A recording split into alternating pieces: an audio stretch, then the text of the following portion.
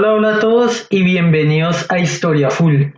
Bueno, en el video de hoy vamos a hablar acerca de la historia del Imperio Ateniense, o también conocido como el siglo de Pericles.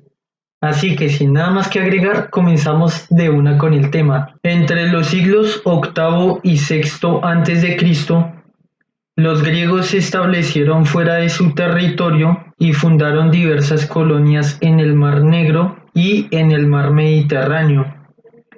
Estas colonias podían tener características comerciales y militares. Entre las causas de la colonización griega encontramos primero que había un aumento de la población, lo cual obligó a las polis a buscar nuevas zonas de asentamiento. Luego encontramos la cuestión de la distribución de las tierras, ya que la mayor parte de las tierras en Grecia estaban ocupadas y bajo el control de la oligarquía, por lo cual muchos comerciantes, artesanos y también ciudadanos se vieron obligados a buscar nuevos lugares para poder establecerse. Y en tercer lugar, encontramos también pues el aumento del comercio, especialmente de lo que tiene que ver con la artesanía. Esto provocó que los griegos entraran en contacto con otros pueblos y de esta manera se establecieron talleres, puestos comerciales y también puestos militares que pues favorecieron lo que es el contacto entre griegos y otras poblaciones lejanas, tanto en el Mediterráneo como en el Mar Negro. Esta expansión griega tuvo consecuencias a futuro. La primera de ellas fue el establecimiento de ciudades griegas en las costas del Mar Mediterráneo y del Mar Negro. Por ejemplo, hubo importantes colonias griegas en lo que es la Magna Grecia, que era el nombre que los griegos le daban a lo que hoy en día es el sur de la península itálica y la isla de Sicilia. También aparecieron ciudades importantes como Masalia en Francia, también Ampurias en la península ibérica y también, por ejemplo, en el Mar Negro, lo que es el Quersoneso en la península de Crimea y también Tanais en lo que actualmente es el territorio ucraniano.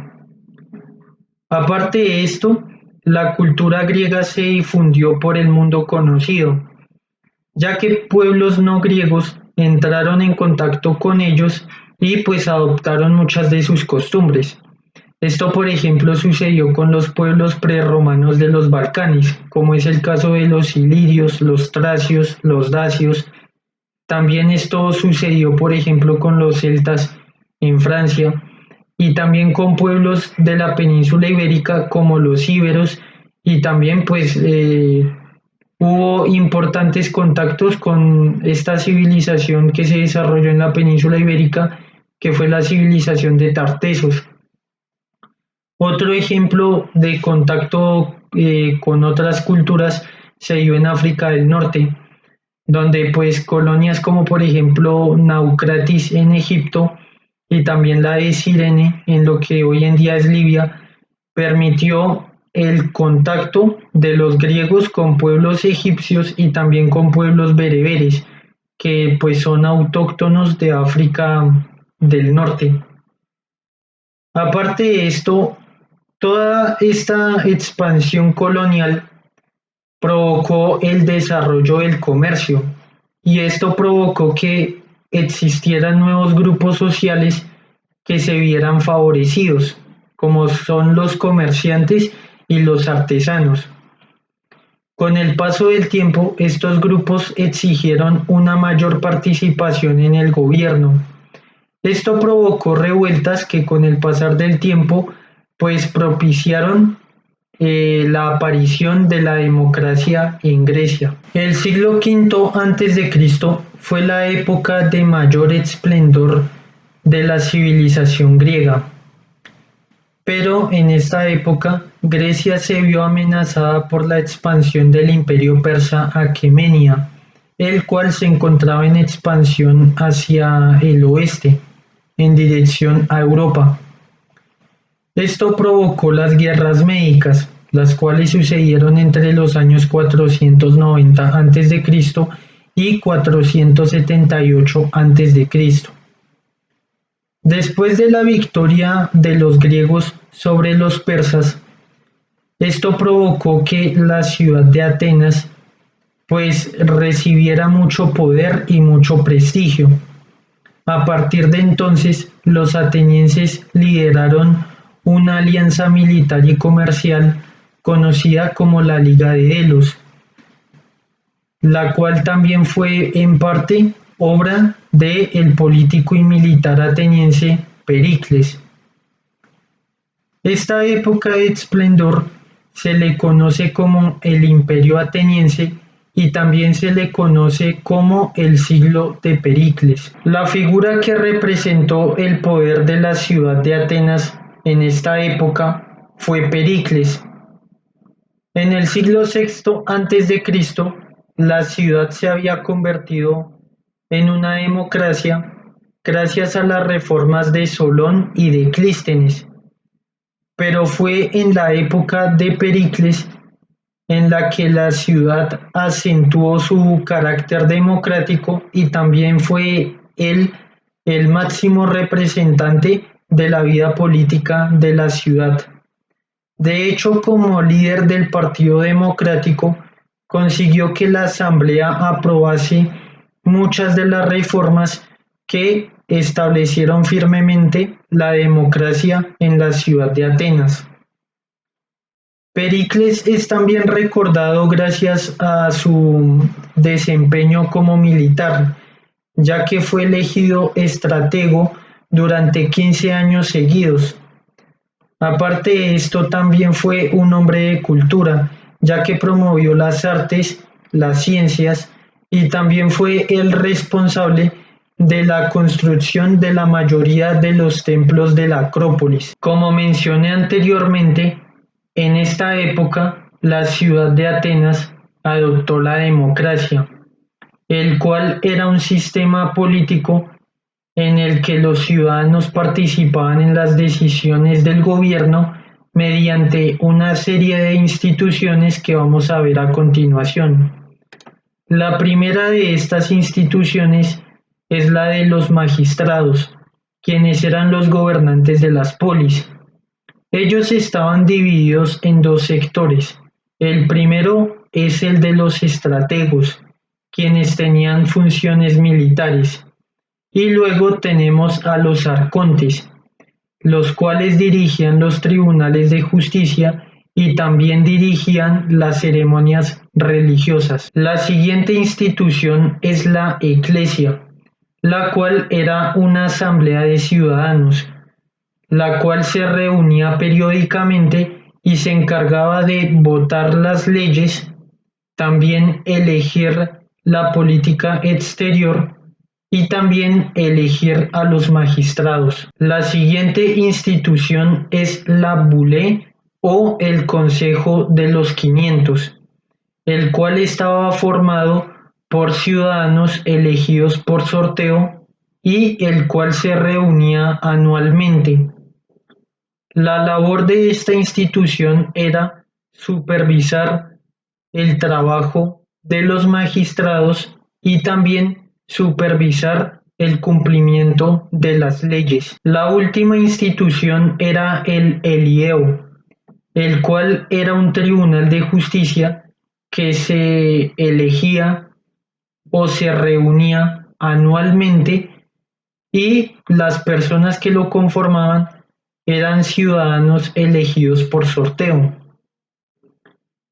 Como tal, la democracia ateniense era pues limitada, ya que únicamente tenían derechos políticos los hombres libres, mas sin embargo las mujeres, los esclavos, ni los metecos, que eran los extranjeros que vivían dentro de las polis griegas, Ellos no tenían derechos políticos, por lo tanto no podían acceder a estas instituciones. Por otro lado, la ciudad de Esparta rivalizó con los atenienses en importancia.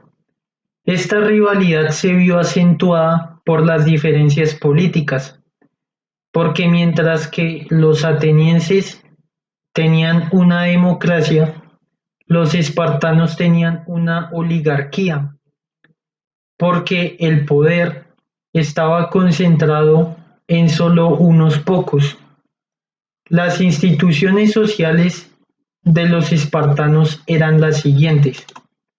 Primero, la diarquía, que era básicamente un gobierno controlado por dos reyes que tenían funciones militares. Luego tenemos la gerusia o el Consejo de Ancianos, el cual estaba conformado por ciudadanos mayores de 60 años y los dos reyes. Su trabajo era establecer las leyes y también administrar la justicia. Continuamos con los éforos o magistrados, los cuales se encargaban de supervisar a los reyes y garantizar el orden interno. La siguiente institución es la apella o la Asamblea de Ciudadanos. Simplemente su labor era ratificar las decisiones que tomaba la gerusia o el Consejo de Ancianos. La sociedad espartana estaba dividida en una serie de grupos, al igual que sucedía en Atenas y también en otras polis griegas. En el caso de los espartanos, la organización social era la siguiente. Primero, los ciudadanos, que eran todos los hombres libres. Ellos podían participar en las instituciones políticas anteriormente mencionadas, pero principalmente su vida estaba orientada al servicio militar, ya que desde que eran niños se les entrenaba como guerreros. La segunda categoría es la de los periecos, que es más o menos el equivalente de los metecos atenienses. En este caso, los periecos espartanos eran los extranjeros que como tal eran libres dentro de la ciudad y podían participar en las actividades económicas, pero no tenían derechos políticos. En esta categoría también se encuentran las mujeres, las cuales tampoco tenían derechos políticos, sin embargo, eran libres. En la última categoría encontramos a los iliotas, que eran todos los esclavos que eran básicamente prisioneros de guerra que los espartanos tomaban en las batallas. Y estos esclavos debían trabajar la tierra para los señores espartanos. Con el pasar del tiempo, la rivalidad entre los atenienses y los espartanos fue aumentando, al punto que los espartanos establecieron la Liga del Peloponeso para enfrentar a la Liga de Delos ateniense. En este punto, la rivalidad se convirtió en una guerra que se conoció como la Guerra del Peloponeso, la cual se desarrolló entre los años 431 a.C. y 404 a.C. Esta guerra terminó con la victoria de los espartanos sobre los atenienses, pero el problema de esto fue que inauguró una época de crisis y de inestabilidad en todas las polis griegas, al mismo tiempo que las colonias griegas que se habían establecido en el Mediterráneo y también en el Mar Negro, pues básicamente empezaron a perderse. Aparte de esto le permitió a los macedonios del rey Filipo II poder intervenir en los asuntos de las polis griegas, aumentando la influencia de Macedonia sobre Grecia, la cual finalmente condujo al establecimiento de el Imperio Macedónico bajo el liderazgo de el hijo del rey Filipo II de Macedonia, quien era Alejandro Magno, inaugurando la siguiente etapa de la historia de Grecia, que fue el periodo helenístico. Bueno, hasta acá llega el video. Si les gustó pueden dejar su like. Si no les gustó pueden dejar su dislike o también pueden dejar su comentario. Nos vemos hasta el siguiente video y muchísimas gracias por su atención.